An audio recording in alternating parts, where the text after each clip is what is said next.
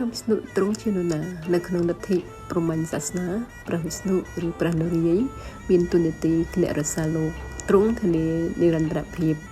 របស់គ្រប់យ៉ាងនិងអ្វីៗទាំងអស់នៅក្នុងលើលោកនេះ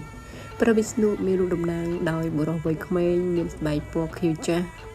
មានដៃ4កាន់ខ្យងសាំងកងចក្រដំបងនិងផ្កាឈូកហើយយានជំនិះរបស់ទ្រង់នោះគឺជាសត្វគ្រុឌដើម្បីឲ្យពិភពលោកទទួលបានសេចក្តីសុខព្រះវិស្ណុដែលជាអាទិទេពធំមួយក្នុងចំណោមអាទិទេពធំទាំង3ក៏បានបែងភាគរួចបញ្ជូនរូបតំណាងរបស់ទ្រង់ឲ្យមកចាប់កំណើតដែលគេហៅថាអវតារអញ្ចឹងអវតារមានរូបខុសៗគ្នាមានដូចជាសត្វមនុស្សនិងពាក្យកណ្ដាលមនុស្សពាក្យកណ្ដាលជាសត្វ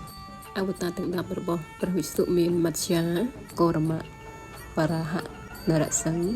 វិវណៈបរៈសរមៈព្រះរាមគ្រឹស្ណៈពុទ្ធកៈនិងកាលកិនដែលតំណាងឲ្យសត្វត្រីអណ្ដើកជ្រូកព្រៃមនុស្សក្បាលតោមនុស្សទឿ